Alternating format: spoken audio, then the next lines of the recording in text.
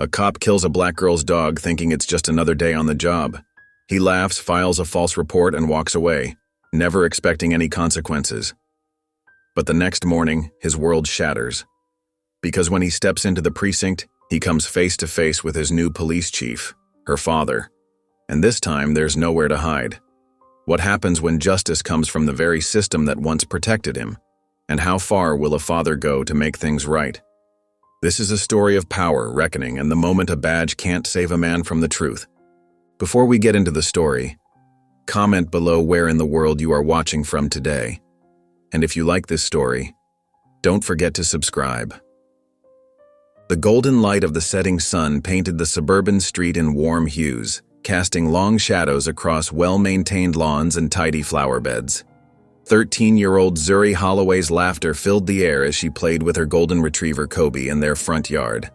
Her braids bounced with each movement as she lifted the bright blue frisbee high above her head. "Ready, boy?" Zuri called out, her dark eyes sparkling with joy.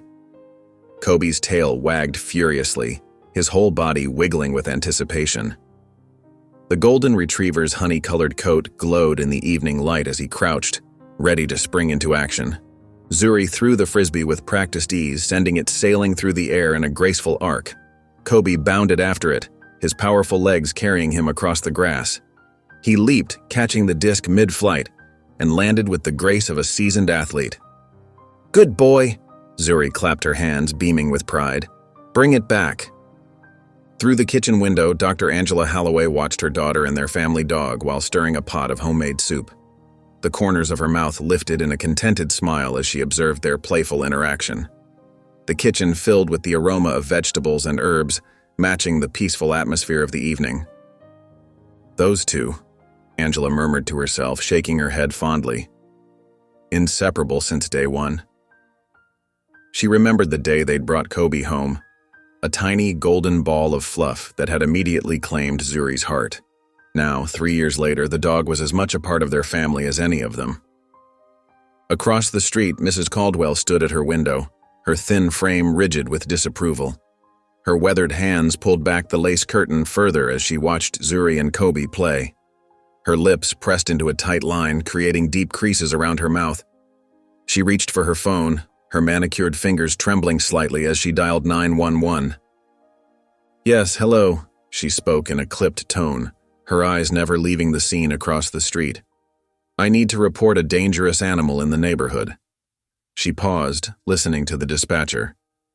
"It's a large dog, running loose and acting aggressive. Someone needs to do something before it attacks someone." Her voice dripped with false concern as she gave the dispatcher the address. Several blocks away, Officer Dawson sat in his patrol car, drumming his fingers against the steering wheel. His partner, Officer Miller, sat beside him, staring straight ahead with a carefully neutral expression. The radio crackled to life with the dispatcher's voice, reporting the complaint about a dangerous dog. Dawson's face twisted into a smirk. "Bet you it's another one of those mutts they let run wild," he said, his voice thick with contempt. He turned the car around, heading toward the reported address. "Let's remind them who's in charge." Miller said nothing, but his fingers tightened on the steering wheel until his knuckles turned white. The tension in the car was palpable as they drove through the quiet suburban streets. Back in her yard, Zuri had just thrown the frisbee again when she heard the sound of an approaching vehicle. The patrol car turned onto her street, its lights flashing against the darkening sky. Her stomach clenched instinctively as she watched it pull up in front of her house. The carefree joy of moments before evaporated like morning dew under a harsh sun. Through the kitchen window, Angela noticed the change in the atmosphere. She set down her wooden spoon and moved closer to the window, her mother's instinct telling her something wasn't right. She watched as Officer Dawson emerged from the patrol car, his hand already resting on his holstered weapon.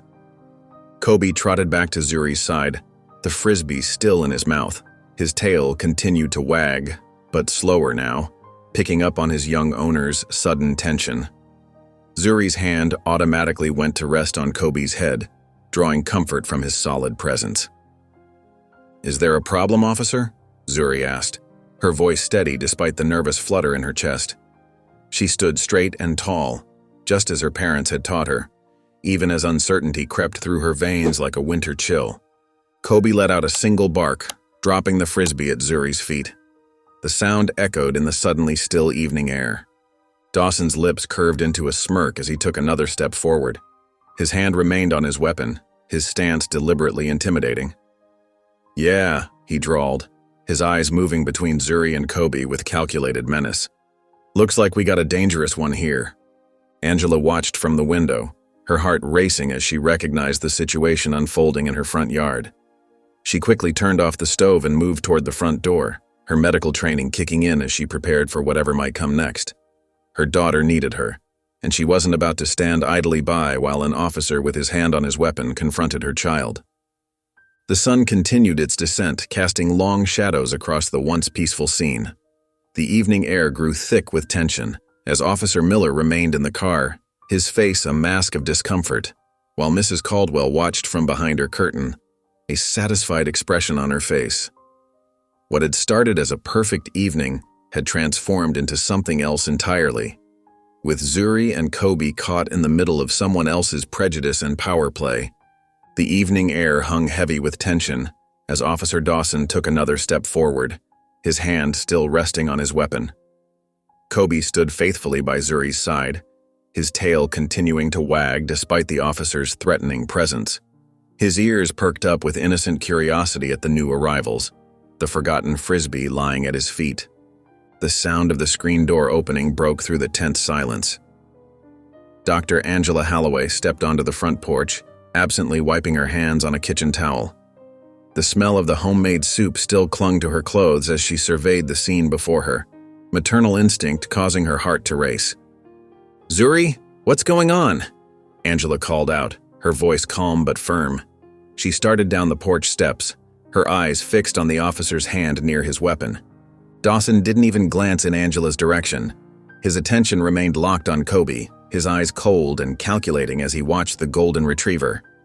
The dog's friendly demeanor seemed to mean nothing to him, as if he'd already decided what was going to happen next. The click of metal against metal cut through the air as Dawson unclipped the safety on his gun. The sound made Zuri's breath catch in her throat. Kobe, unaware of the danger, took a single step forward. His movement was gentle, curious, the natural response of a friendly family pet meeting someone new. His tail still wagged, his posture relaxed and unthreatening. The first shot cracked through the peaceful suburban evening like thunder. Kobe's yelp of pain pierced Zuri's heart as the bullet tore through his side. The golden retriever's legs gave out, and he collapsed onto the grass. His body twisted in agony, soft whimpers escaping his throat as crimson began to stain his honey-colored fur. Before anyone could move or speak, a second shot rang out. Kobe's body went still. For one terrible moment, the world seemed to stop.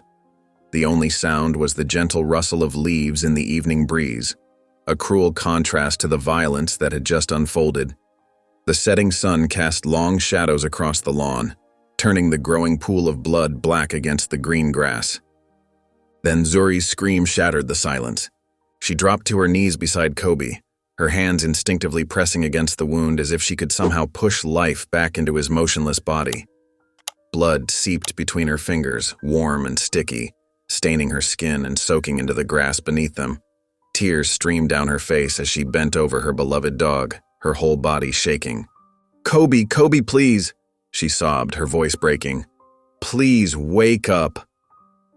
Angela ran toward them, her feet pounding against the grass. Her medical training warred with her maternal instinct as she approached, one telling her to check Kobe's vitals, the other demanding she pull her daughter away from this horror. "What did you do?" Angela's voice cracked with rage and disbelief as she reached Zuri's side. She placed a protective hand on her daughter's shoulder, feeling the tremors that ran through the girl's body. Officer Dawson remained unmoved by the scene before him. He had already holstered his weapon and pulled out his notepad, writing with casual indifference as if he were noting down a parking violation. His partner, Officer Miller, remained in the car, his face turned away from the scene, his knuckles white against the steering wheel. "Dog was a threat," Dawson stated flatly, not looking up from his notepad. "Had to be put down." His voice carried no emotion, no regret, as if he hadn't just murdered a family's beloved pet in their own front yard. Across the street, Mrs. Caldwell had stepped back from her window, her curtain falling back into place. She had gotten what she wanted, though perhaps even she hadn't expected this level of violence. Zuri's hands trembled as she finally looked up at Officer Dawson. Her face was streaked with tears, but her eyes burned with something beyond grief, a fierce, righteous anger that seemed to age her beyond her 13 years. Blood, Kobe's blood, stained her hands and the front of her shirt, a stark reminder of what had just been taken from her. "You didn't have to do that," she said, her voice quiet but steady, carrying across the evening air with devastating clarity. Dawson paused in his writing. He took a step closer and leaned down, bringing his face close enough to Zuri's that only she could hear his next words. His breath was warm against her ear, carrying the scent of coffee and something darker, more menacing. "Who's gonna believe you?" he whispered, his voice carrying a smirk she could hear even if she couldn't see it. He straightened up, tucked his notepad away, and turned on his heel. His boots left impressions in the grass as he walked back to his patrol car, each step measured and unhurried. Behind him, he left Zuri's world in pieces, shattered like glass on the blood-stained lawn of what had been, just moments ago, a perfect summer evening. The sun had disappeared behind the horizon, leaving behind a purple-tinged sky that seemed to mock the darkness that had descended upon the Holloway home. Zuri sat motionless on the porch, her knees pulled tightly to her chest, creating a small fortress around herself. Her hands, still sticky with Kobe's dried blood, trembled slightly in the cooling evening air. She hadn't moved to wash them yet, couldn't bring herself to wash away the last physical connection to her beloved dog. The neighborhood had fallen into an eerie silence, as if nature itself was holding its breath in the aftermath of the violence. The usual evening sounds, children playing, cars pulling into driveways, neighbors chatting across fences, had all vanished, replaced by a heavy stillness that pressed down like a weighted blanket.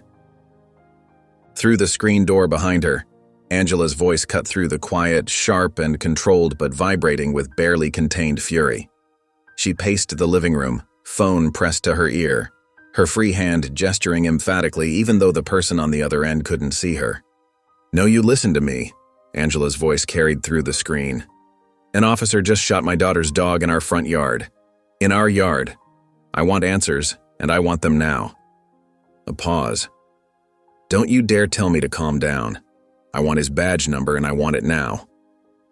Several blocks away, Officer Dawson sat in his parked patrol car, the blue glow of his laptop screen illuminating his face as his fingers moved across the keyboard. His report took shape with practiced ease. Responded to a 911 call regarding a dangerous animal. Upon arrival, observed large dog displaying aggressive behavior. Subject animal lunged at responding officer, presenting immediate threat. Lethal force required to neutralize situation. The lies flowed easily, each word carefully chosen to justify his actions. Officer Miller sat beside him, watching the screen with growing discomfort. His fingers drummed against his thigh, a nervous habit he'd never quite broken. "You sure about this?" Miller's voice was quiet, uncertain. His eyes darted between the screen and Dawson's face, searching for any sign of doubt or remorse. Dawson's fingers paused on the keyboard. He turned to Miller, his face twisting into a sneering smile that didn't reach his eyes. "What, you want to back the kid?" The question hung in the air between them, heavy with implication. "Maybe you'd rather explain to IA why you stood there and did nothing." Miller held his gaze for a moment before looking away. His shoulders slumped slightly as he reached for the laptop, adding his digital signature to the report. The soft click of his confirmation seemed to echo in the cramped space of the patrol car. Across town, in a glass-walled conference room on the third floor of police headquarters, Marcus Holloway sat at the head of a long table. Papers were spread out before him, detailed proposals for department-wide reforms that he'd spent months crafting. The late afternoon sun streaming through the windows cast long shadows across the documents as he listened to his deputy chief outline implementation strategies. The sharp buzz of his phone against the table cut through the presentation. Marcus glanced down, ready to silence it, but the caller ID made him pause. It was Angela's number. Angela never called during his reform meetings. She knew how important they were to him. "Excuse me," he said, standing up. "I need to take this." He stepped into the hallway, bringing the phone to his ear. But it wasn't Angela's voice that greeted him. "Chief Holloway," Officer Rodriguez's voice was grave. "I think you should come home." Marcus felt his chest tighten. "What happened?" There was a pause on the other end. "Sir, there was an incident. Your family is physically safe, but..." Another pause. "You should come home, sir." The drive home was a blur of traffic lights and mounting dread. Marcus's hands gripped the steering wheel so tightly his knuckles turned white, his mind racing through possibilities, each worse than the last. When he finally pulled into his driveway, the sight that greeted him made his heart sink. Angela stood on the porch, her usual warm demeanor replaced by something harder, colder. Her eyes were red-rimmed, but it wasn't sadness that dominated her expression. It was fury, raw and barely contained. She met his gaze but didn't move to greet him, her body rigid with tension. Next to her, Zuri sat in the same position she'd been in for the past hour, her small frame curled into itself. She didn't look up at the sound of his car door closing, didn't react to his footsteps on the path. Her hands, still stained with dried blood, were wrapped around her knees, and her gaze remained fixed on some distant point only she could see. Marcus approached slowly, his police chief persona falling away with each step. Here, he wasn't Chief Holloway. He was just a father whose child was hurting. He knelt beside Zuri, careful not to crowd her space. "Baby, what happened?" His voice was soft, gentle, the voice he used when she was small and came to him with scraped knees or bad dreams. For a long moment, Zuri didn't respond. Then slowly she turned to look at him. Her eyes, usually so bright and full of life, were dull with shock and grief. When she spoke, her voice was raw, as if she'd been screaming. "They killed Kobe." 3 words. Just 3 simple words, but they hit Marcus like physical blows. They killed Kobe. They, his officers, his department. Killed. Not an accident, not a mistake. Kobe, the gentle golden retriever who had been part of their family since Zuri was 7, who slept at the foot of her bed every night, who had never shown aggression to anyone. Something dark and unreadable passed across Marcus's face, a complex mixture of emotions that seemed to age him years in moments. His jaw clenched, and his hands, still resting on his knees, curled into fists. Inside the house, his phone vibrated in his pocket. He pulled it out, the screen lighting up with a new message. It was a department-wide alert. Mandatory emergency meeting. Tomorrow, 8 a.m. sharp, and all officers required to attend. The sender's name made his blood run cold. Officer Dawson. The morning sun filtered through the precinct's windows, casting long shadows across the polished floors as Officer Dawson made his entrance. His boots clicked against the tiles with deliberate confidence, each step radiating the same arrogance that had defined his career. A self-satisfied smile played at the corners of his mouth as he imagined the story of yesterday's incident spreading through the department. He'd handled a dangerous situation, hadn't he? Protected the neighborhood from a threat. That's how he'd written it up anyway. The fact that the threat had been a golden retriever playing fetch with a 13-year-old girl was merely an inconvenient detail, one he'd carefully omitted from his report. "Morning, Thompson," he called out to a veteran officer, who quickly buried his nose in a stack of paperwork. Dawson frowned slightly but brushed it off. Near the water cooler, 2 rookies abruptly ended their conversation as he passed, their eyes finding sudden interest in the floor tiles. Something felt off. The usual morning bustle of the precinct carried a different energy today. Conversations died as he approached. Officers who typically greeted him with easy camaraderie suddenly found urgent business elsewhere. Even Detective Martinez, who'd covered for him countless times before, hurried past without acknowledgement. Dawson rolled his shoulders, trying to shake off the growing unease. They were probably just jealous, he told himself. Another successful operation under his belt while they pushed papers and wrote parking tickets. He straightened his uniform and checked his reflection in a window, adjusting his badge until it caught the light just right. The conference room door loomed ahead, and Dawson prepared his usual confident entrance. He'd done this dance before, explain the situation, emphasize the threat, remind everyone that split-second decisions needed to be made in the field. The brass always bought it. They had to. Admitting police wrongdoing would only encourage more complaints. He pushed open the door, ready to command the room with his presence. Instead, he felt his steps falter, his carefully constructed swagger crumbling at the sight before him. Chief Marcus Holloway sat at the head of the table, his presence filling the room with an authority that made Dawson's practiced confidence seem hollow in comparison. The chief's hands were folded carefully on the table, his expression unreadable, but his eyes, those eyes held something that made Dawson's stomach drop. The realization hit him like a physical blow. He didn't know. When he'd sent that message, when he'd shot that dog, when he'd smirked at that little girl, he hadn't known he was destroying the police chief's family's pet. The chief's daughter. The chief's front yard. The blood drained from Dawson's face, though he fought to maintain his composure. The room suddenly felt too warm, too small, too quiet. The other chairs around the table sat empty. No backup, no witnesses, no buffer between him and the man whose daughter he'd traumatized less than 24 hours ago. "Take a seat, Dawson." Holloway's voice was measured, controlled, giving nothing away. He gestured to an empty chair directly across from him, the distance between them feeling both too far and not far enough. Dawson's throat worked as he swallowed hard, but years of getting away with his actions kicked in. He forced his lips into their familiar smirk, though it felt plastic on his face. His footsteps echoed in the silent room as he approached the table, trying to project an ease he no longer felt.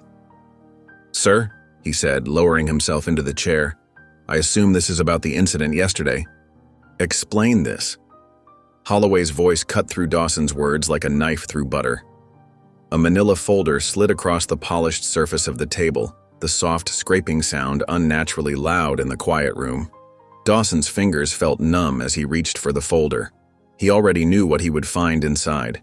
His own report, the lies he'd crafted so carefully now seeming obvious and clumsy under the harsh fluorescent lights. His own words stared back at him. Aggressive behavior, immediate threat, lunged at officer. The paper trembled slightly in his hands, though whether from anger or fear he couldn't tell. He'd written hundreds of reports like this one, each a carefully constructed narrative that protected him from consequences. But none of those reports had ever been read by a father whose daughter had watched her dog die in their front yard. Holloway leaned forward in his chair, his movements deliberate and controlled. His voice, when it came, was quiet, but carried a weight that seemed to press the air from Dawson's lungs. "You sure you want to stand by that story?" For the first time in his career, Dawson felt real fear curl in his gut. Not the manufactured fear he claimed in his reports to justify his actions, but genuine primal fear.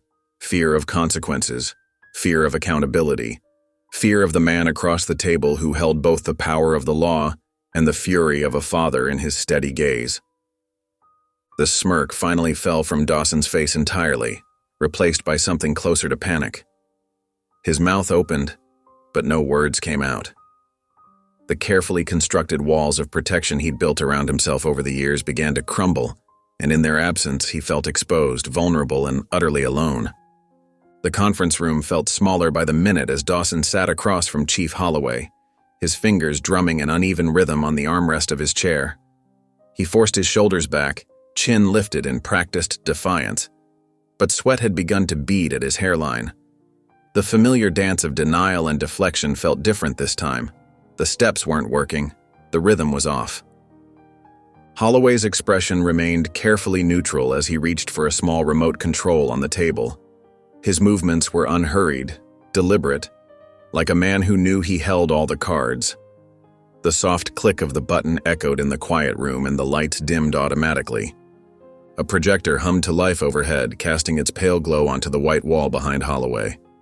Dawson's throat tightened, but he kept his face carefully arranged in what he hoped was a mask of professional indifference. The footage started playing, and Dawson's carefully maintained composure began to crack. The video quality was crystal clear, much clearer than the grainy footage he was used to explaining away. A neighbor's doorbell camera had captured everything, providing an unblinking witness to yesterday's events. On the wall, the scene unfolded with devastating clarity. Zuri sat in her front yard, peaceful and happy, with Kobe beside her. The golden retriever's tail wagged gently, his posture relaxed and friendly. There was no sign of the aggression Dawson had claimed in his report. Dawson watched himself enter the frame, his body language telling its own story. His hand was already moving toward his weapon before he'd even fully approached the girl and her dog. There was no hesitation, no attempt to assess the situation. The footage showed what his report had tried to hide. He'd made his decision before he'd even stepped out of the patrol car. Kobe barked once, a single curious bark that couldn't be mistaken for aggression by anyone watching. The sound barely finished echoing before Dawson's gun appeared in his hands. 2 shots rang out in quick succession, the sound sharp and final. The video continued, showing Dawson's face twisted into a sneer as he turned away from the scene he'd created. Behind him, Zuri's world collapsed as she dropped to her knees beside her dying pet, her hands desperately trying to stop the bleeding. Her mother rushed from the house, horror and disbelief written across her features. The footage ended, leaving the room in heavy silence. Dawson's jaw had tightened so much it ached, but he couldn't seem to relax it. The evidence was damning, leaving no room for his usual tactics of manipulation and denial. Still, old habits died hard. "That video's misleading," he began, his voice sounding hollow even to his own ears. "The dog was aggressive." "Stop lying." Holloway's voice cut through the air like a whip, sharp and final. The professional mask he'd worn throughout the meeting cracked slightly, allowing a glimpse of the fury underneath. His hands, still folded on the table, tightened until his knuckles showed white. Dawson's mouth snapped shut. He'd faced angry supervisors before, had weathered countless complaints and investigations, but something was different this time. The security of the system that had protected him for so long felt suddenly fragile. His teeth ground together as he fought to maintain control of the situation. But what could he say? The video had stripped away all his carefully constructed excuses, leaving only the ugly truth exposed. He'd shot a child's pet without provocation, then walked away smirking while she screamed. The lights came back on, harsh and unforgiving. Holloway leaned back in his chair, folding his arms across his chest. His voice was steady when he spoke, but there was steel beneath the calm. "You have 2 options. Resign quietly or face trial." The words hung in the air between them. Dawson's mind raced, calculating odds and angles like he'd done countless times before. Resignation meant walking away, disappearing into obscurity with his pension intact. Trial meant exposure, public scrutiny, the possibility of consequences he'd spent his entire career avoiding. A bitter laugh escaped him as he shook his head. "I'm not going down over a damn dog." The words came out hard and defiant, even as part of him recognized the magnitude of his miscalculation. The choice was made. He would fight just as he always had. But as he met Holloway's unwavering gaze across the table, something in his gut told him this fight would be different. This time, the system he'd hidden behind for so long might not be enough to save him. Dawson burst through the conference room door, his face flushed with a dangerous shade of red. His hands trembled with barely contained rage as he stormed down the precinct hallway. The other officers scattered like leaves in the wind, pressing themselves against the walls to avoid his path. His footsteps echoed loudly against the linoleum floor, each step punctuated by the harsh sound of his ragged breathing. Outside the conference room, Officer Miller stood waiting, his posture stiff and uncertain. He'd been Dawson's partner long enough to recognize the warning signs of an impending explosion. The younger officer shifted his weight from foot to foot, clearly uncomfortable with the situation unfolding before him. "You see this?" Dawson growled, gesturing wildly back toward the conference room. His voice carried through the hallway, causing several nearby officers to flinch. "They're coming for me over some damn mutt." Miller's face tightened, and he glanced around nervously at their colleagues who were trying their best to look busy, while obviously eavesdropping. He'd seen the footage too. Everyone had by now. The video had spread through the department like wildfire, leaving a trail of whispered conversations and uncomfortable silences in its wake. "Dawson," Miller began, choosing his words carefully. His partner's temper was legendary, and he'd seen it destroy careers before. "That footage was bad." The words hung in the air between them, heavy with meaning. Dawson's eyes narrowed dangerously, and for a moment, Miller thought he might take a swing at him. Instead, Dawson spun on his heel and marched toward the elevator, his shoulders tight with fury. The elevator ride to the 4th floor felt endless. Dawson's reflection in the polished metal doors showed a man he barely recognized, disheveled, wild-eyed, desperate. The usual confidence that carried him through countless investigations and complaints had evaporated, replaced by something that felt uncomfortably like fear. The union representative's office was at the end of a long corridor, its frosted glass door bearing the simple label, Police Union, Local 247. Dawson didn't bother knocking. He pushed through the door with enough force to make the hinges groan in protest. Inside, Union Representative Jack Thompson looked up from his desk, unsurprised by the dramatic entrance. He'd been expecting this visit since the video surfaced. Thompson was a veteran of these situations, a master at turning clear-cut cases of misconduct into murky waters of reasonable doubt. "Sit down, Dawson," Thompson said, gesturing to the chair across from his desk. "We'll handle this." The next hour was spent in careful discussion, Thompson laying out their strategy with practiced ease. The union would stand behind Dawson, as they always had. They'd question the video's context, challenge the angle, suggest selective editing. They'd bring up Dawson's years of service, his commendations, his dedication to the force. "Internal Affairs is already backing off," Thompson assured him, shuffling through some papers on his desk. "They know how these things usually go. No one wants to rock the boat too much." Throughout the day, Dawson noticed the subtle shows of support from his fellow officers, particularly the white ones. They'd pass by his desk with quiet nods, slip him coffee, make comments about how it was not a big deal, and how these things blow over. Some even shared their own stories of similar incidents that had been swept under the rug. But something felt different this time. The support felt hollow, mechanical, like they were going through the motions of a play they'd performed too many times. Even as they promised everything would be fine, Dawson noticed how their eyes wouldn't quite meet his, how their smiles didn't reach their eyes. For the first time in his career, doubt crept into Dawson's mind like a poison. He'd always operated with the certainty that the system would protect him, that his actions were beyond question. Now that certainty was crumbling. The pressure built throughout the day, each passing hour bringing new whispers, new sideways glances. By evening, the precinct felt like it was closing in on him, the walls shrinking with each breath. He found himself at O'Malley's, a dingy bar a few blocks from the station. The place was a cop bar, usually packed with officers unwinding after their shifts, but tonight it was eerily empty. The few patrons present gave him a wide berth, leaving him alone at the far end of the bar.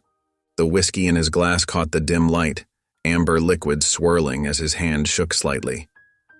The familiar burn of alcohol did nothing to ease the knot in his stomach.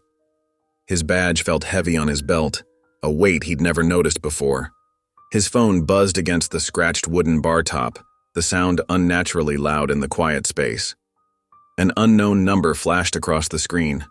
The message was simple, but it sent a chill down his spine. "They have more than you think, be careful." Dawson's stomach tightened painfully. He stared at the message until the screen went dark, then lifted his glass with an unsteady hand.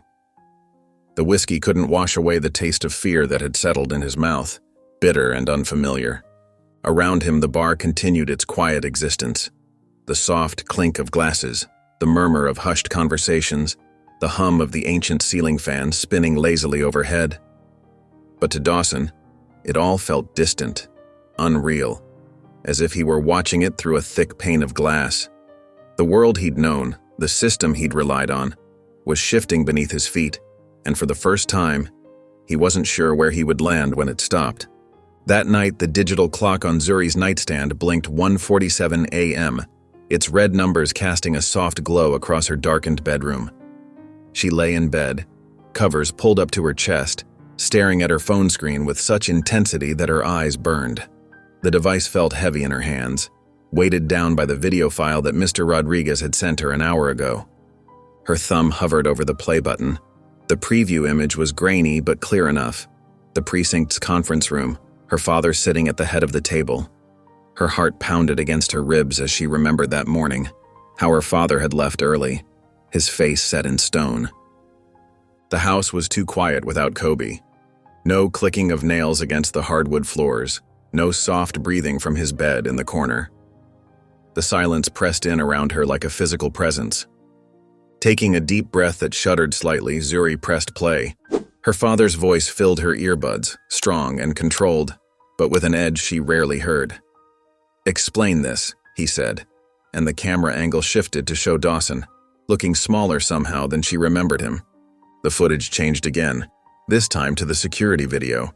Zuri's hands began to shake as she watched herself and Kobe playing in the yard. Everything looked so normal, so peaceful. She wanted to scream at her past self, tell her to take Kobe inside, to hold him close and never let go. Then Dawson's patrol car appeared. Zuri's throat tightened as she watched the scene unfold exactly as she remembered it. Kobe, sweet and curious, taking that one step forward. The flash of Dawson's gun. The two shots that changed everything. Tears blurred her vision, but she couldn't look away. She watched herself drop to her knees beside Kobe, her hands pressing against his wound. The blood looked black in the security footage, spreading across the grass like spilled ink. The video continued, showing Dawson's smirk, his casual walk back to his car while her world fell apart behind him.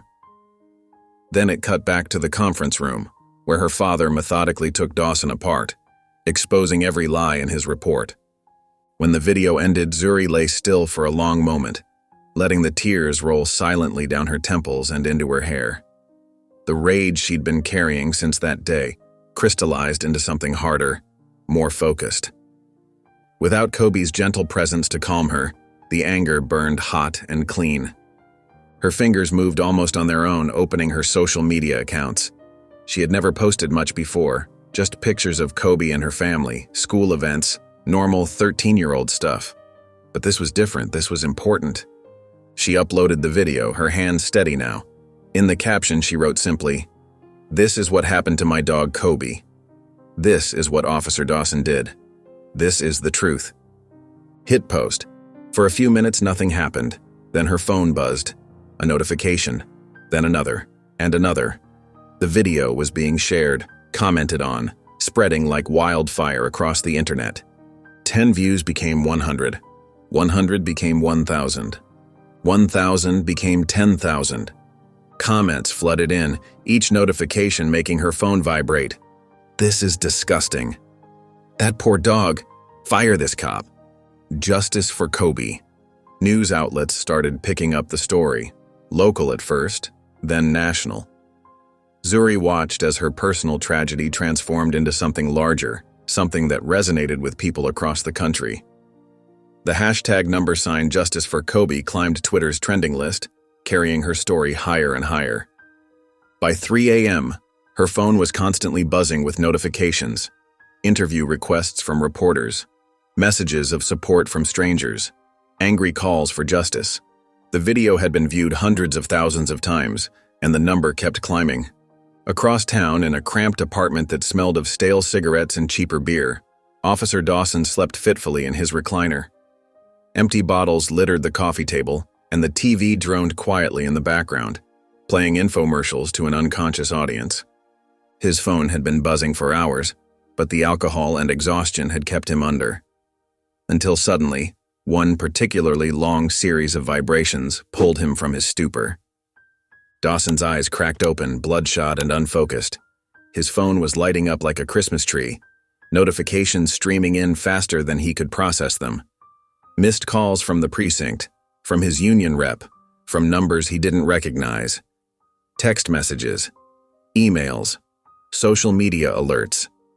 With clumsy fingers, he grabbed his phone and opened the first news alert. His own face stared back at him from the screen.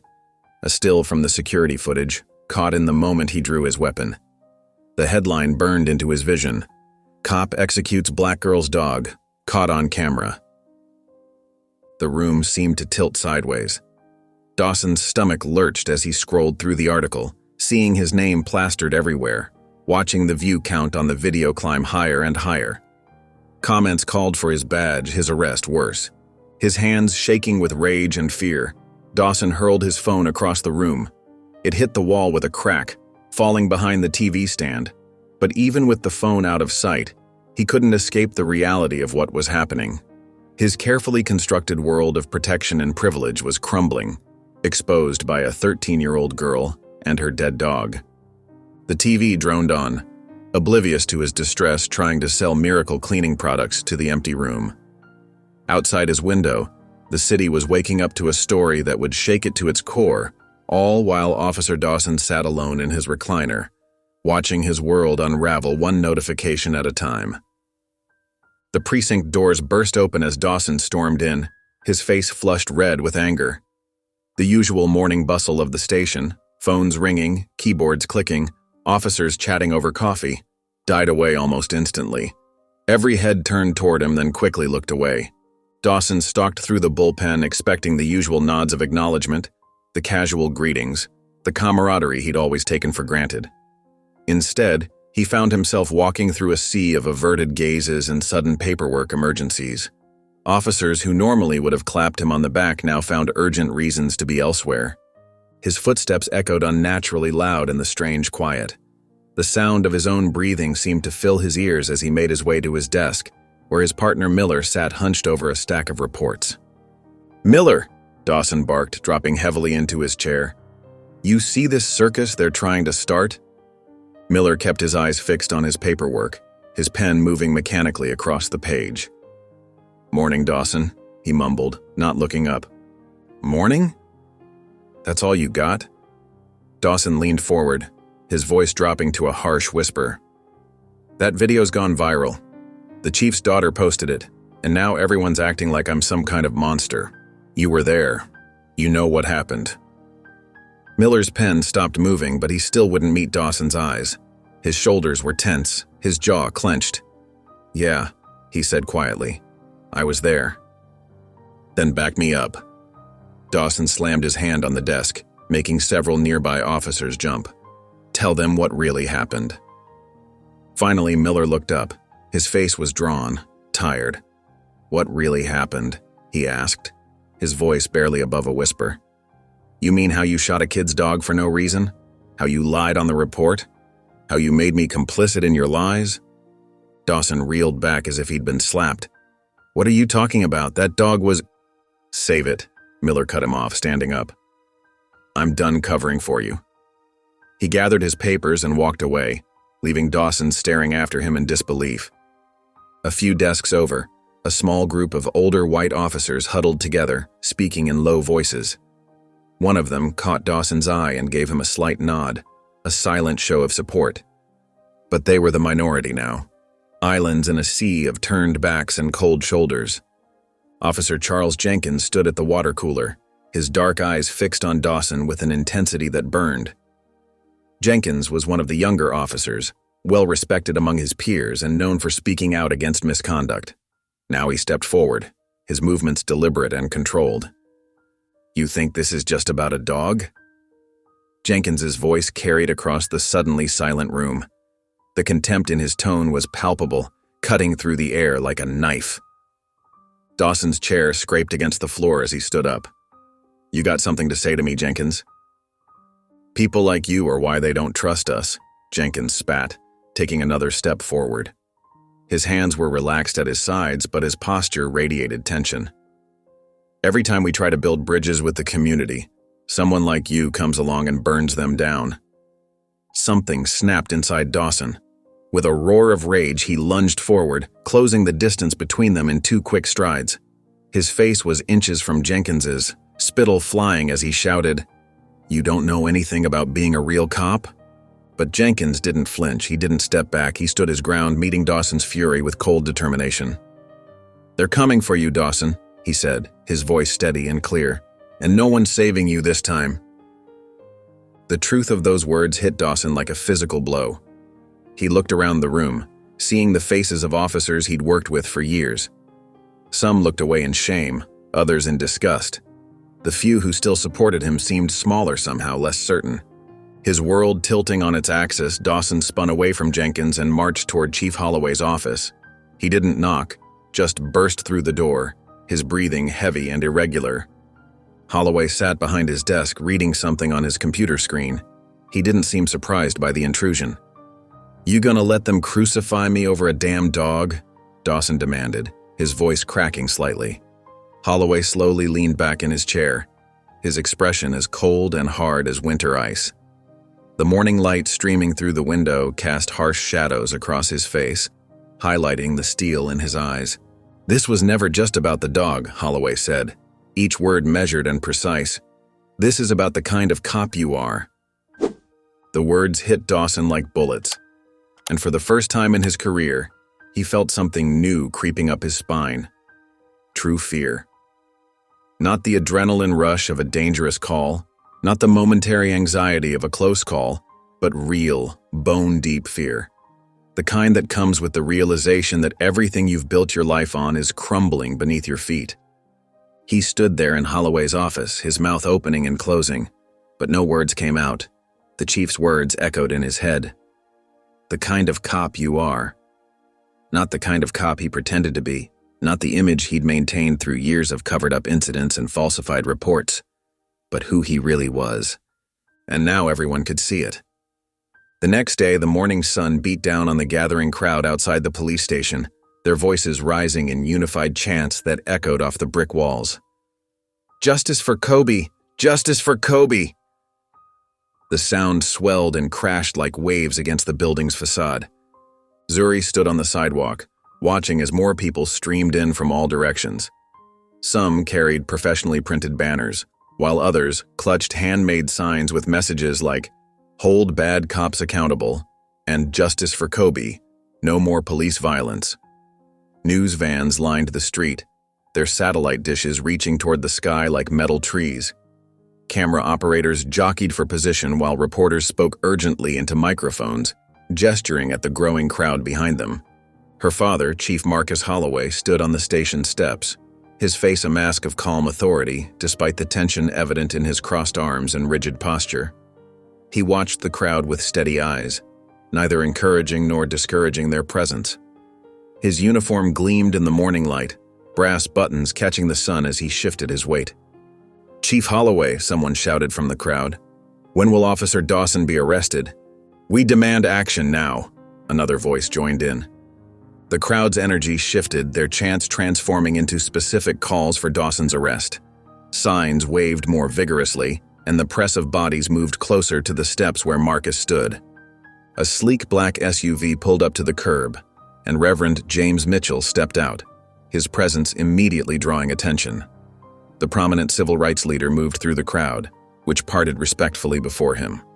Other community leaders followed, local activists, church officials, and even a few national figures who had flown in overnight after the video went viral. Reverend Mitchell took his place at the makeshift podium that had been set up near the steps. His deep voice carried across the square without need for amplification. "We are here today because justice cannot wait. We are here because a child witnessed the casual cruelty of a system that has gone unchecked for too long." The crowd responded with cheers and raised fists. Cameras swiveled to capture his words, microphones thrust forward to catch every syllable. Zuri hung back, overwhelmed by the scope of what her video had sparked. This wasn't just about Kobe anymore, though his loss still felt like an open wound in her chest. This had become something bigger, something that made her both proud and a little scared. A reporter in a neat blue blazer noticed her standing apart from the crowd. The woman approached carefully, her cameraman following a few steps behind. "Excuse me," she said gently. "You're Zuri Holloway, aren't you? Would you like to say anything about what happened?" Zuri's first instinct was to shake her head, to stay in the background where it felt safer. But then she thought of Kobe, his warm brown eyes, his wagging tail, the way he always knew when she needed comfort. She thought of Dawson's smirk as he walked away, leaving her best friend bleeding. Dawson pushed through the precinct doors with his usual swagger, though something felt off from the moment he stepped inside. The familiar buzz of activity, phones ringing, keyboards clicking, officers chatting, seemed muted as if someone had turned down the volume on a TV show. Morning sunlight streamed through the windows, casting long shadows across the worn linoleum floors. But even the warm light couldn't dispel the chill that seemed to permeate the air.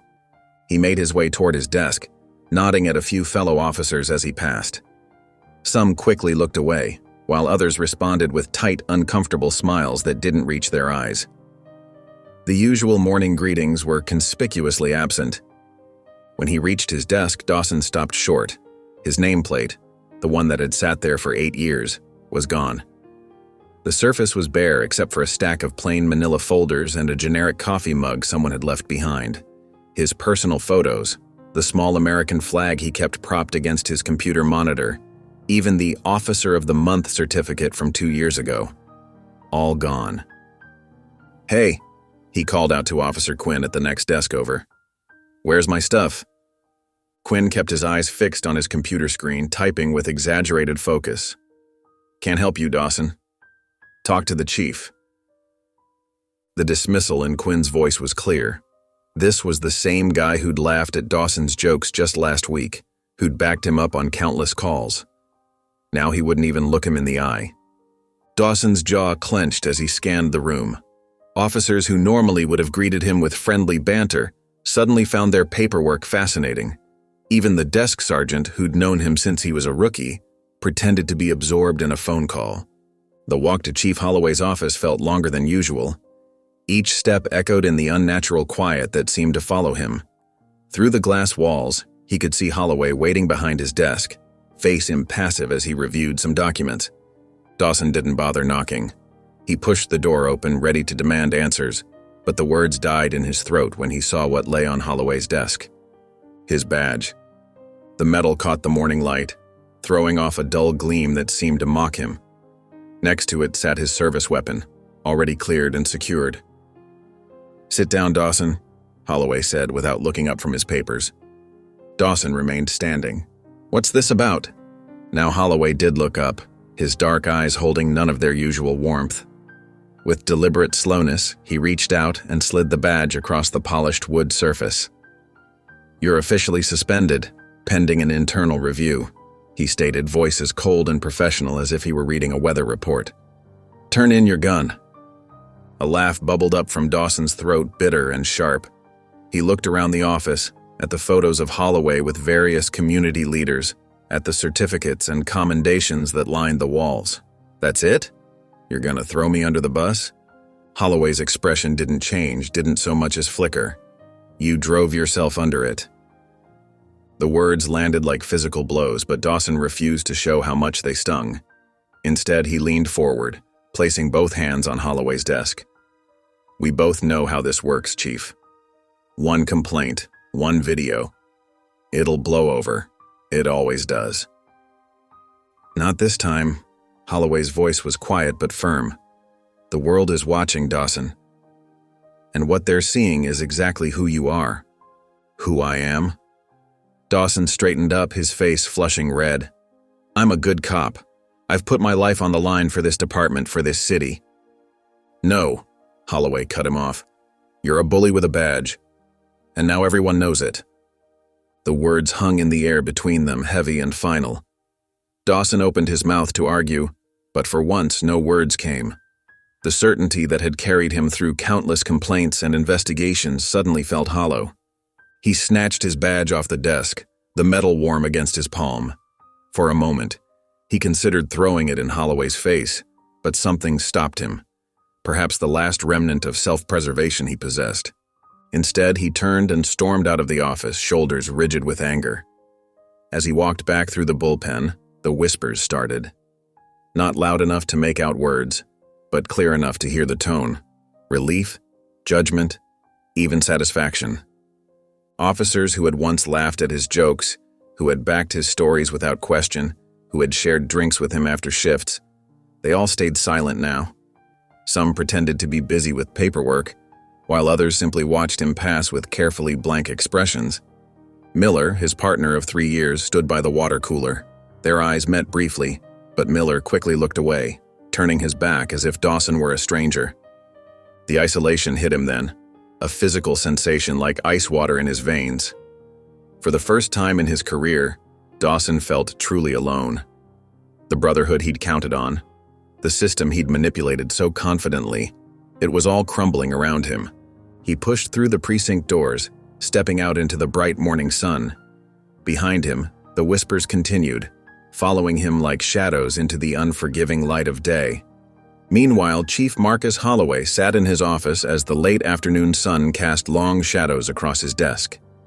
The manila folder in front of him, Dawson's personnel file, seemed heavier than paper had any right to be. He'd been putting this off, knowing what he might find would only make his blood pressure rise. But it had to be done. Opening the file, he began to read. Within minutes, his jaw clenched tight enough to ache. The complaints started early in Dawson's career. Excessive force during routine traffic stops, aggressive behavior toward minorities, harassment complaints from black residents.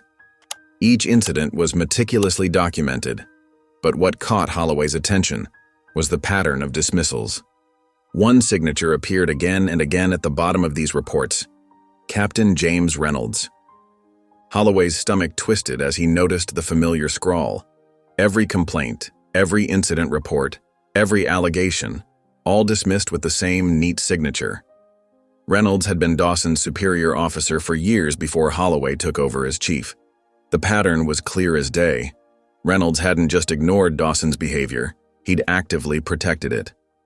A particularly disturbing report from 2018 caught his eye. A black teenager had been slammed against a patrol car during a stop and frisk. The boy's mother had filed a formal complaint, complete with photos of the bruising. Reynolds' response was typed in crisp black letters. Officer acted within departmental guidelines. No further action required. Holloway's hands tightened on the edges of the folder. The more he read, the clearer the picture became. Dawson hadn't become this way overnight. He'd been carefully cultivated, protected, enabled by a system that looked the other way. Page after page revealed similar stories. Black residents reporting harassment, witnesses describing unnecessary aggression, fellow officers expressing concerns about Dawson's conduct, and at the bottom of each report, Reynolds' signature dismissing every complaint with bureaucratic efficiency. Then he found it, buried in the middle of the stack. A report from 5 years ago about another dog shooting. The details were eerily similar to Kobe's case. A black family's pet, shot during what should have been a routine call. The owner had filed multiple complaints, provided witness statements. Reynolds had personally handled the investigation, concluding that Dawson had acted appropriately given the perceived threat. Holloway pushed back from his desk, running a hand over his face. The weight of what he was uncovering settled heavy on his shoulders. This wasn't just about one bad officer. This was about a system that had deliberately shielded that officer from consequences, allowing his behavior to escalate until it led to the current crisis. He reached for his phone, pressing the intercom button. "Sandra, get me Detective Carter from Internal Affairs, immediately." While he waited, Holloway continued reading. Each page revealed new horrors, instances where intervention could have prevented future incidents, warnings that went unheeded, opportunities for correction that were deliberately ignored. 20 minutes later, Detective Olivia Carter knocked on his door. She entered with her characteristic precision, her dark suit as crisp as her expression. Under her arm, she carried a thick folder that made Dawson's personnel file look slim by comparison. "You've been investigating him," Holloway said. It wasn't a question. Carter nodded, placing the folder on his desk. "For longer than I care to admit. But every time we got close, something would happen. Evidence would disappear. Witnesses would recant. Paperwork would get lost." Holloway opened the folder she'd brought. His eyes widened at the contents. Where his personnel file had shown the official record, this was the reality behind it. Detailed accounts of excessive force, multiple instances of harassment targeting black families, witness statements that had somehow never made it into the official reports. 5 years ago, Holloway said, looking up at Carter, there was another dog shooting. Carter's expression tightened. The Williams case, that should have been the end of his career. We had everything, multiple witnesses, clear evidence of unnecessary force, proof that he'd falsified his report. But Reynolds stepped in. Suddenly, key witnesses couldn't be reached. Evidence was misplaced. The investigation was shut down before we could even present our findings. Holloway leaned back in his chair, exhaling slowly. The scope of what they were dealing with was becoming clear. Dawson hadn't just been protected. He'd been enabled by a system that valued silence over justice. Reynolds is still on the force, Carter continued, her voice carefully neutral.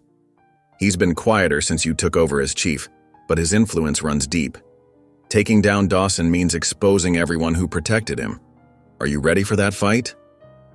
Holloway looked at the photos spread across his desk, evidence of years of misconduct, of lives impacted, of justice denied. He thought of Zuri's face as she described watching Kobe die, of the trust that had been shattered in that moment. His decision was made. He picked up his phone and dialed a number he knew by heart. As it rang, he met Carter's gaze, seeing in her eyes the same determination he felt. "Get me the district attorney," he said when the line connected. "We're taking Dawson down." The law office of Bennett and Associates occupied a modest suite in downtown, its waiting room filled with the kind of generic artwork and uncomfortable chairs that seemed standard issue for every lawyer's office in America. But today, Dawson wasn't in the waiting room. He sat in Attorney James Bennett's private office, arms crossed tightly over his chest, watching his lawyer flip through a stack of documents with increasing concern. Bennett's office was nothing like the sleek modern spaces shown in legal dramas. The walls were lined with aging law books, and his desk bore the scratches and coffee stains of decades of use. The window behind him looked out over a brick wall, casting the room in perpetual shadow despite the sunny day outside. Dawson shifted in his chair, the leather creaking beneath him. He'd traded his uniform for civilian clothes, a blue button-down shirt and khakis, but his posture still carried the rigid authority of a cop. Even now, facing potential charges, he couldn't shake the ingrained habit of dominance. Bennett finally looked up from the papers, removing his reading glasses with a slow, deliberate motion that made Dawson's jaw clench. He knew that look. It was the same one his high school principal used to give him before delivering bad news. "The district attorney is pushing for criminal charges," Bennett said, his voice carrying the weight of someone who'd delivered similar news countless times before. "They're presenting evidence to a grand jury next week." Dawson's laugh was sharp and dismissive. He leaned back in his chair, a cocky grin spreading across his face. "Good luck with that. Cops don't go to prison." His voice carried absolute certainty, the kind that came from years of watching fellow officers walk away from similar situations unscathed. But Bennett didn't return the smile. His expression remained grave as he spread several documents across his desk. "This time's different, Dawson. They have the video footage, multiple witness statements. Your own partner is cooperating with the investigation." "Miller," Dawson's grin faltered slightly. "He signed off on my report. And now he's saying he was pressured to do so." Bennett picked up one of the papers. "There's more. Internal Affairs has been building a case against you for years. Chief Holloway has authorized the release of your entire disciplinary record." Dawson's confidence cracked further, but he maintained his dismissive attitude. "So what? It's still my word against theirs. I'm a decorated officer with years of service. You think they're going to take down a cop over some dog?" Bennett's chair creaked as he leaned forward, his expression hardening. "This isn't just about the dog, and you know it. The DA is painting a pattern of misconduct. The video shows you shooting an unarmed family's pet without provocation, then mocking a child. In today's climate, with everything that's happening." He shook his head. "The public is demanding accountability." The grand jury convened the following week in a windowless room at the courthouse. The space was designed to feel imposing, with its high ceiling and wood-paneled walls. 12 citizens sat in judgment, their faces serious as they watched the security footage play on the mounted screen. The video was even more damning in the formal setting. The crystal-clear footage showed Kobe, tail wagging, sitting beside Zuri. There was no aggression, no threat, just a child and her pet in their own yard. Then Dawson appeared, already reaching for his weapon. The shots rang out and the jury members flinched collectively at Zuri's scream. Chief Holloway took the stand next, his testimony measured but devastating. He detailed years of complaints against Dawson, incidents that had been buried or dismissed. His voice carried authority as he described how Dawson had repeatedly abused his badge, targeting black residents with unnecessary force and aggression. "Officer Dawson represents everything wrong with our department's past. Holloway stated firmly. He operated under the assumption that his badge made him untouchable, that he could act with impunity against the very citizens he swore to protect. The most damaging testimony came from Miller. Dawson's former partner entered the room looking nervous but determined. He described the incident in detail, admitting that he'd helped falsify the report under pressure from Dawson. "I knew it was wrong," Miller testified, his voice thick with regret. "I saw him shoot that dog for no reason, watched him smirk at that little girl, and I still signed off on his lies. I can't do that anymore." The jury listened intently as Miller described other incidents, times when Dawson had used excessive force, when he'd targeted black residents for harassment, when he'd abused his authority and expected Miller to cover for him. With each revelation, the atmosphere in the room grew heavier. The deliberation took less than 2 hours. When the verdict was announced, the main courtroom was packed. Journalists filled the back rows, their pens poised over notepads. Community activists and concerned citizens occupied every available seat. Zuri sat with her mother in the front row, their hands clasped tightly together. Dawson stood with his lawyer, still projecting confidence, but his face had lost its usual smirk. The judge's voice cut through the tense silence. "The grand jury has returned an indictment against Officer James Dawson on charges of animal cruelty, official misconduct, and filing false reports." For a moment, the room was absolutely still. Then it erupted in cheers and applause. People hugged each other, some crying openly. Years of pent-up frustration and anger at police impunity released in a wave of celebration. Dawson stared straight ahead, his face frozen in shock. The certainty that had carried him through his career, the belief that the system would always protect him, crumbled visibly. His lawyer placed a steadying hand on his arm, but Dawson barely seemed to notice. In the front row, Zuri clutched her mother's hand tighter, tears welling in her eyes. Dr. Angela Holloway wrapped her arm around her daughter's shoulders, pulling her close. They'd both been afraid to hope for this moment, had prepared themselves for another disappointment, another example of justice denied. The indictment wasn't a conviction, there would still be a trial, more testimony, more evidence to present. But as Zuri watched Dawson's confident facade finally crack, she felt something she hadn't experienced since that terrible day, the possibility of justice. The precinct hummed with an unusual tension that morning. The familiar sounds of ringing phones and shuffling papers seemed muted, overshadowed by an expectant silence. Officers moved through their routines with stiff movements, stealing glances at Dawson's desk where he sat with manufactured confidence.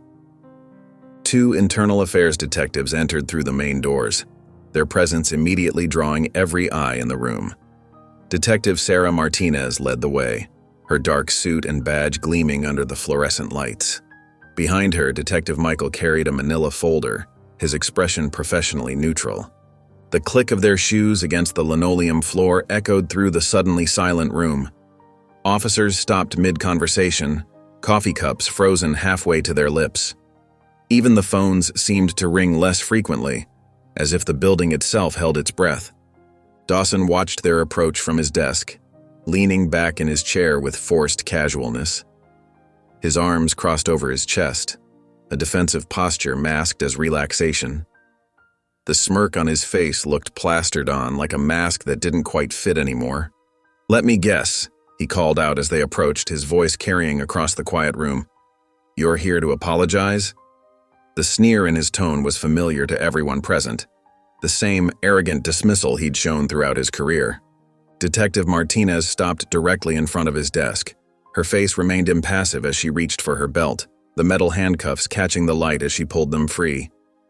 "Officer James Dawson," she began, her voice clear and professional. "You're under arrest for falsifying reports, excessive force, and animal cruelty." Dawson's laugh burst out sharp and sudden, bouncing off the walls of the now silent precinct. It was a hollow sound, tinged with disbelief and the first edges of fear. His eyes darted around the room, seeking support from his usual allies, the officers who had always backed his plays, covered his misconduct, laughed at his jokes. But no one would meet his gaze. Officer Thompson, who had shared drinks with him just last week, suddenly found his computer screen fascinating. "Sergeant Walsh," who had helped bury complaints against him for years, disappeared into the break room. Even Rookie Officer Peters, who had once looked up to Dawson, stared fixedly at his paperwork. The handcuffs clicked shut around Dawson's wrists with a finality that seemed to echo through the building. Detective Martinez recited his rights in a clear, steady voice that carried to every corner of the room. Dawson barely seemed to hear her, his face growing redder by the second as the reality of his situation sank in. Officer Charles Jenkins stood by the water cooler, his dark eyes fixed on the scene. "About damn time," he muttered, loud enough for nearby officers to hear. Several heads nodded in agreement, officers who had stayed silent for too long, watching Dawson abuse his power year after year. Detective Michael gripped Dawson's arm, guiding him toward the exit. Dawson's shoes squeaked against the floor as he walked, each step punctuated by the rattle of his handcuffs. The sound seemed to grow louder as they approached the front doors where camera flashes were already visible through the glass. Outside, the scene exploded with noise and movement. A massive crowd had gathered, their signs waving in the morning air. The precinct buzzed with an uncomfortable energy in the wake of Dawson's arrest. Officers clustered in small groups, their voices low but charged with tension. The usual camaraderie that defined the department had fractured, replaced by suspicious glances and careful distance between former friends. Near the break room, Officer Thompson leaned against the wall, coffee cup clutched tight in his hands. "This is all politics," he muttered to a group of older officers. "Chief's just trying to look good for the cameras." Officer Rodriguez, a veteran of 15 years, nodded in agreement. "One incident with a dog, and suddenly we're throwing our own under the bus? What happened to backing the blue?" Across the room, Rookie Officer Sarah slammed her locker shut, the sound cutting through the murmurs. "One incident?" Her voice carried clear and sharp. "Did you even read his file? Or were you too busy covering for him?" The younger officers gathered around her, their faces set with determination. Many of them had joined the force with dreams of making a difference, only to find themselves caught in a system that protected its worst members.